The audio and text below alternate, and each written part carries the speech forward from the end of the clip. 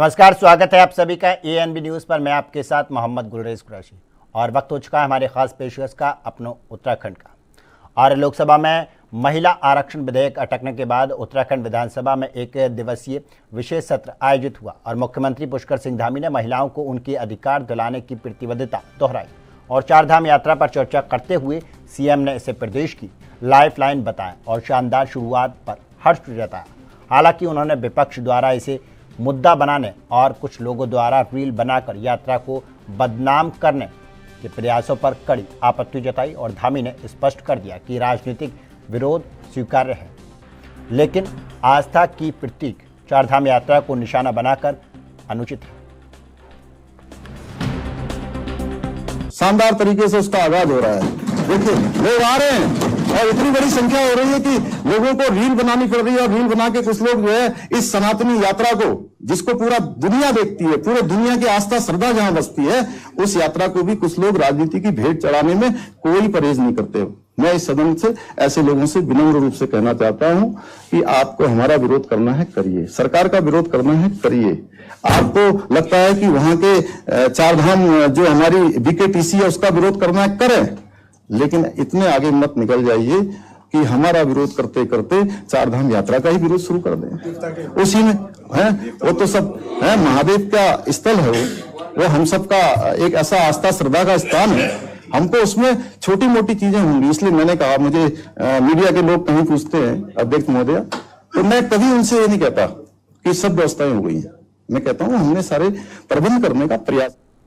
खबर देहरादून से माफ कीजिएगा, और जहां नगर निगम की बोर्ड बैठक शुरू होते ही सियासी रणभूमि में तब्दील हो गई और बैठक की शुरुआत में कांग्रेस पार्षदों ने पोस्टर और बैनर हटाए जाने को लेकर जोरदार हंगामा किया और नारेबाजी शुरू कर दी और विपक्ष ने सत्ता पक्ष पर सीधे तौर पर लोकतांत्रिक अधिकारों के हनन का आरोप लगाया और इस तीखे पलटवार के कारण सदन की कार्रवाई बुरी तरह से बाधित हुई।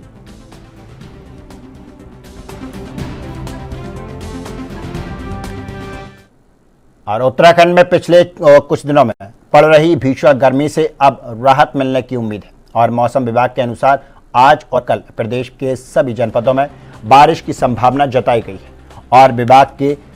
आकाशीय बिजली और ओलावृष्टि को लेकर भी अलर्ट जारी किया है। और देहरादून मौसम केंद्र के निदेशक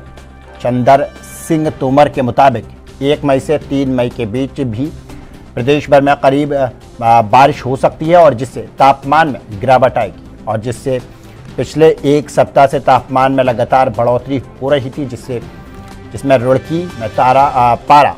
41 डिग्री सेल्सियस तक पहुंच गया था। और ऐसे में आने वाले दिनों में मौसम में बदलाव से लेकर लोगों में गर्मी से राहत मिलेगी लोगों को।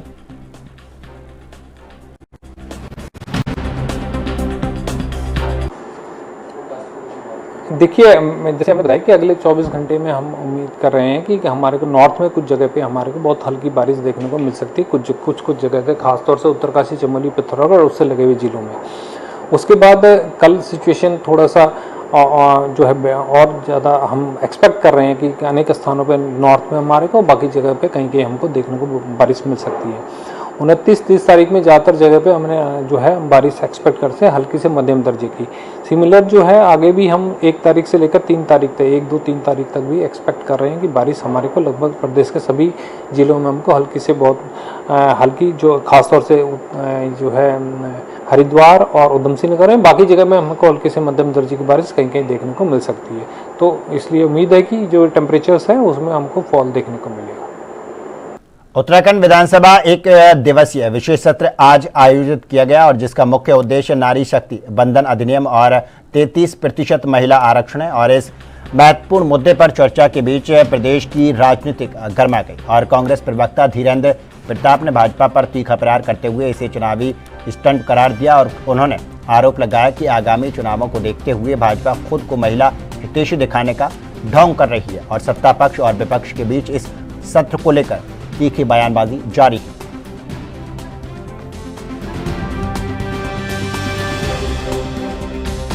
जब विधानसभा के सत्र हो रहे थे गैरसैंण में या देहरादून में भी, तो उनका कोई समय सीमा नहीं रखी गई। समय सीमा रखी गई तो बहुत कम समय रखा गया। तो जाहिर है कि विधानसभा सत्रों की तरफ तो सरकार का कोई सम्मान का भाव नहीं है। और आज भी जो महिला आरक्षण को लेकर एक ढकोसला किया गया है दिल्ली संसद में, तो उसी को आगे बढ़ाने की सरकार की साजिश है। और चूँकि राज्य चुनाव की तरफ जा रहा है और महिला बहुल प्रदेश है, तो वो संदेश देना चाहते हैं कि वो महिलाओं के बड़े समर्थक हैं। मैं तो परसों सारा दिन उन्होंने मुझे गिरफ्तार करके रखा। लैंसडाउन का नाम बदलने की चर्चाओं के बीच भाजपा विधायक दिलीप सिंह रावत ने इसका विरोध किया और उन्होंने कहा कि हर क्षेत्र की अपनी ऐतिहासिक पहचान और परिस्थितियां होती हैं और लैंसडाउन और एक प्रसिद्ध पर्यटन स्थल के रूप में अंतर्राष्ट्रीय पहचान रखता है। ऐसे में इसका नाम बदलना उचित नहीं होगा। और दिलीप घोष ने यह भी कहा कि स्थानीय लोगों भी शहर की पहचान को बनाए रखना चाहते हैं और किसी भी प्रकार का बदलाव क्षेत्र की छवि को नुकसान पहुंचा सकता है।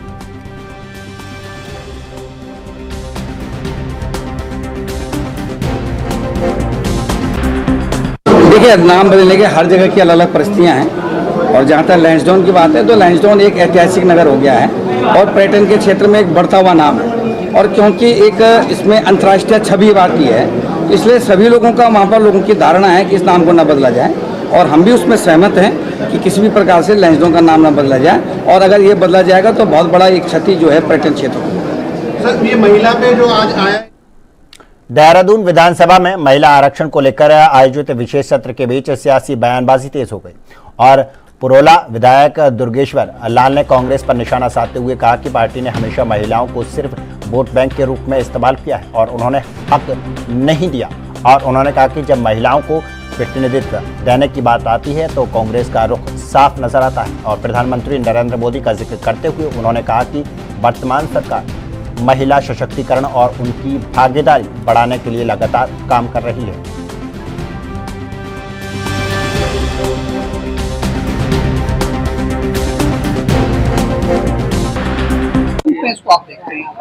देखिए, ये कांग्रेस के द्वारा जो महिलाओं के साथ जिस तरीके से उन्होंने भेदभाव किया है,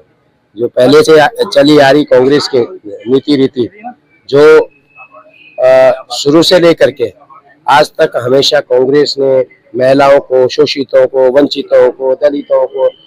वो इस वर्ग को सिर्फ अपना वोट बैंक बना के रखा है। और आज जब बात आई महिलाओं को प्रतिनिधित्व की बात, तो कांग्रेस ने जो 33% जो नारी शक्ति बंधन बिल जो पास होना था, जहाँ पे हमारी मातृ शक्ति की भागीदारी होती, उसको कांग्रेस ने जो है और उसके सहयोगी दलों ने बड़ी हंसी खुशी से उसको जो है धराशायी कर दिया। काशीपुर की आईटीआई कोतवाली पुलिस ने नाबालिग से दुष्कर्म के ब्लाइंड केस का खुलासा करते हुए 2 आरोपियों को गिरफ्तार किया है और चैती मेला क्षेत्र में नाबालिग को बहला फुसलाकर ले जाने और दुष्कर्म की घटना के बाद पुलिस ने पीड़ित की मां की तहरीर पर मुकदमा दर्ज किया है। और अपर पुलिस अधीक्षक के अनुसार आरोपियों को और पीड़ितों में परिचय न होने के कारण यह केस चुनौतीपूर्ण था और पुलिस टीम ने 270 सीसीटीवी कैमरों की फुटेज खंगालने और गहन तकनीक की जांच के बाद आरोपियों को दबोचा और पुलिस की मुस्तैदी ने इस गंभीर मामले का सफल खुलासा किया।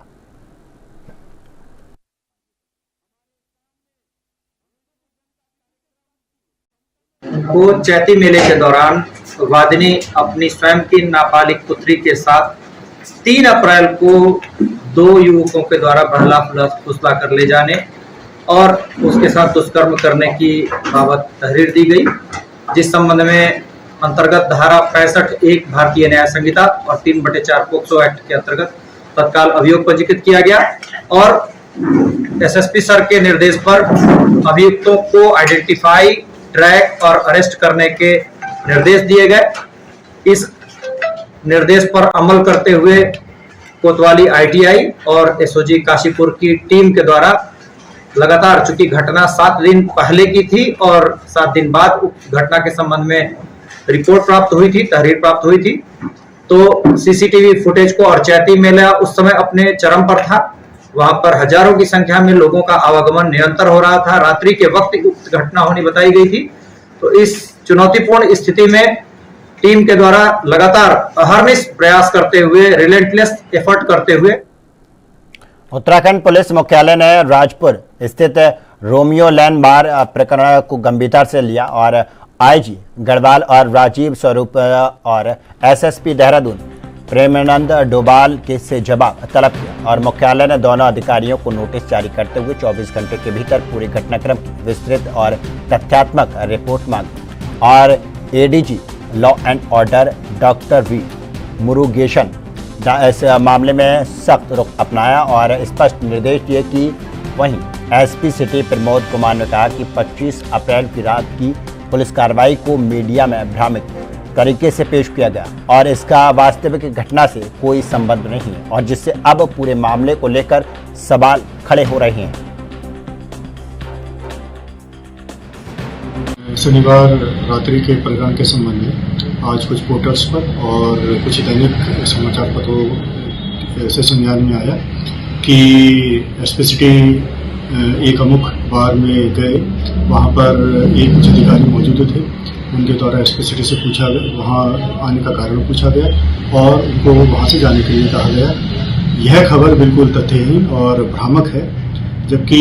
मेरे द्वारा अपनी टीमों को इकट्ठा कोठाल गेट पर किया गया था। वहाँ से टीमों को 3 भागों में विभाजित कर अलग अलग रूट पर उनको चेकिंग के लिए भेजा गया था और मैं स्वयं एक टीम के साथ कोठाल गेट पर चेकिंग कर रहा था। मैं उस अमुक बार में गया ही नहीं था और चेकिंग के दौरान सूचना मिली कि बसंत विहार में एक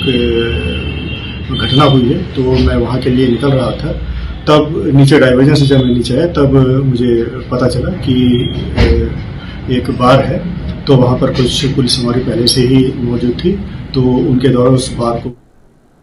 और रुकते हैं एक छोटे से ब्रेक के लिए। खबरों का सिलसिला लगातार जारी है।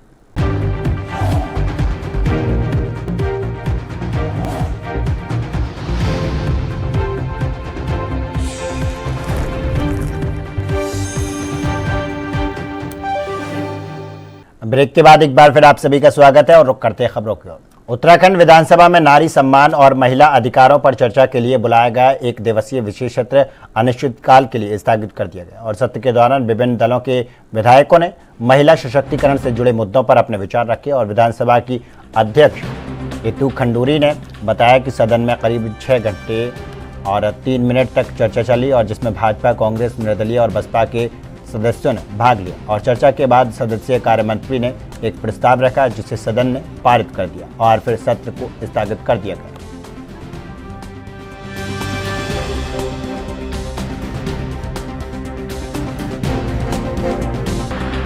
आप जैसे सभी जानते हैं आज विशेष सत्र आहूत किया गया था और इस सत्र में हमारी जो चर्चा का विषय था वो नारी सम्मान,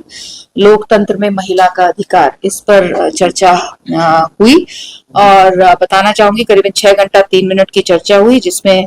भाजपा के 17 लोगों ने सीएम साहब सहित, कांग्रेस के 5 मेंबर एलओपी साहब सहित 6,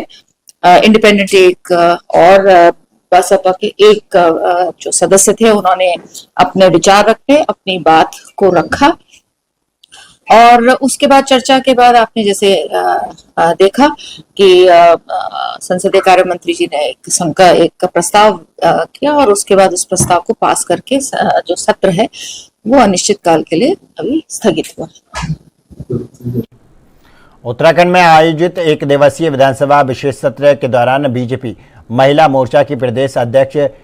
रुचि भट्ट महिलाओं के पक्ष विधानसभा पहुंची और इस मौके पर उन्होंने सदन की कार्रवाई में मुख्यमंत्री पुष्कर सिंह धामी को सुना और विशेष सत्र आयोजित करने के लिए उनका आभार जताया और रुचि भट्ट ने कहा कि केंद्र सरकार ने नारी सम्मान के लिए आरक्षण बिल लाया लेकिन विपक्ष इसे विरोध करता नजर आया। उन्होंने विपक्ष पर महिला विरोधी होने का आरोप लगाते हुए कहा कि आने वाले चुनाव में प्रदेश की महिलाएं इसका जवाब देंगी।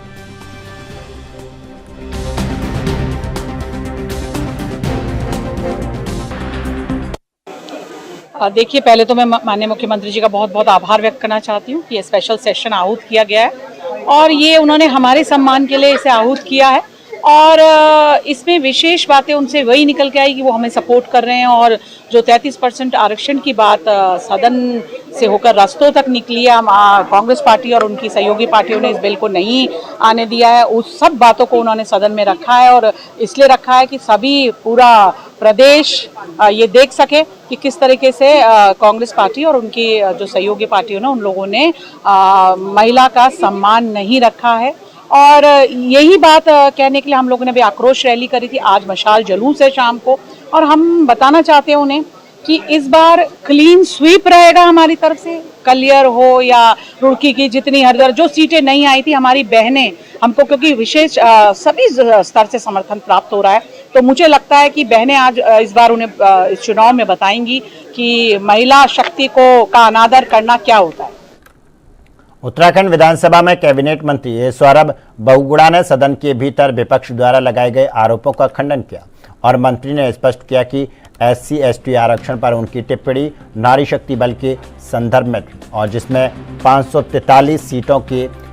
सापेक्ष लगभग 24% आरक्षण तय किया गया था और इसमें 15.5% SC और 8% ST आरक्षण शामिल है। और सौरभ बहुगुणा ने विपक्ष पर आरोप लगाते हुए कहा कि उनकी बातों में तथ्यों का अभाव था और विपक्ष ने हमेशा महिलाओं के नाम पर राजनीति कर जनता को गुमराह किया। मुझे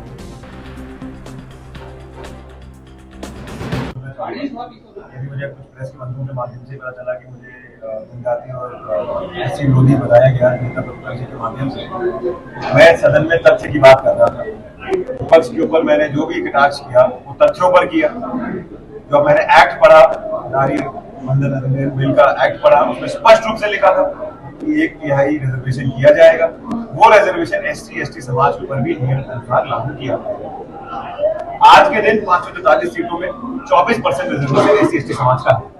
इसमें SC समाज का लगभग 15.5% है और ST समाज का 8.64%। तो मेरा कहना स्पष्ट ये था कि अगर 850 सीटें होती,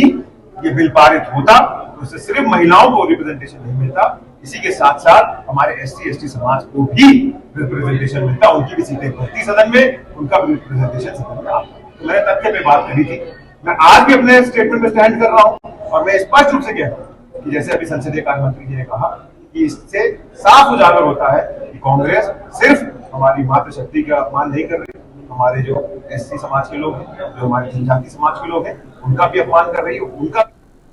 आंगनबाड़ी में आशा कार्यकर्ताओं की मांगों को लेकर उत्तराखंड सरकार गंभीर नजर आ रही है और भाजपा विधायक विनोद कंडारी ने बताया कि हाल ही में उनकी विधानसभा क्षेत्र की कार्यकर्ता देहरादून पहुंची थी, जहां उन्होंने मुख्यमंत्री पुष्कर सिंह धामी और स्वास्थ्य मंत्री और बाल विकास मंत्री से मुलाकात की और उनकी समस्याएं प्रमुखता से रखी गई। और विधायक कंडारी ने कहा कि मुख्यमंत्री ने इस मामले पर सकारात्मक रुख दिखाया है और सरकार जल्द ही कार्यकर्ताओं की मांगों पर उचित निर्णय ले सकती है।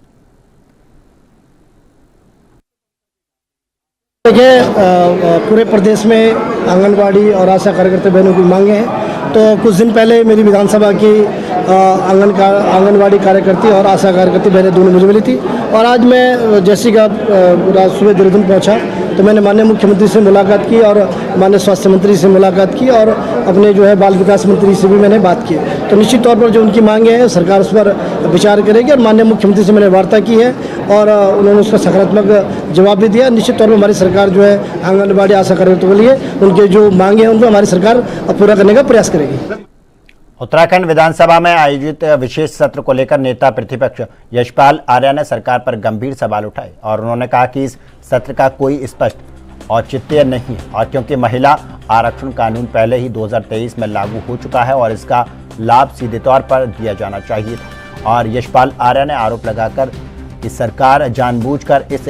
प्रक्रिया को लंबा खींच रही है और इसका राजनीतिक लाभ लेने की कोशिश कर रही है। और उन्होंने यह भी कहा कि महिला आरक्षण की आड़ में सरकार बेरोजगारी, अपराध और कानून व्यवस्था जैसे गंभीर मुद्दों को नजरअंदाज कर रही है।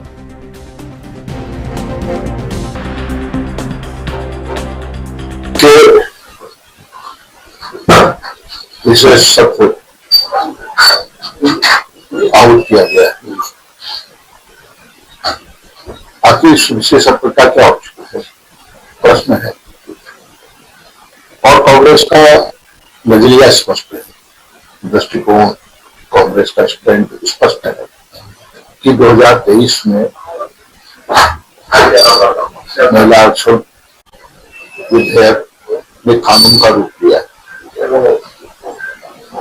और हम चाहते हैं कि 2023 में जो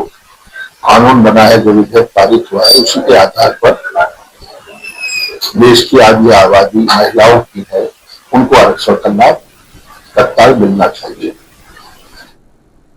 हल्द्वानी शहर के इन दिनों सड़कों की बदहाल स्थिति को लोगों ने एक बड़ी परेशानी बना दी है और पेयजल और सीवरेज लाइन बिछाने के नाम पर गलियों से लेकर मुख्य मार्गों तक जगह जगह सड़कें खोदी गई हैं और जिससे शहर में गड्ढे ही गड्ढे नजर आ रहे हैं और इससे आम जनता को आवाजाही में भारी दिक्कतें आ रही हैं और इस पर शहरी विकास मंत्री राम सिंह खेड़ा ने अधिकारियों को सख्त निर्देश दिए और बरसात से पहले सभी सड़कों को दुरुस्त किया जाए और उन्होंने चेतावनी दी कि लापरवाही बरतने वाले अधिकारियों के खिलाफ कड़ी कार्रवाई की जाएगी।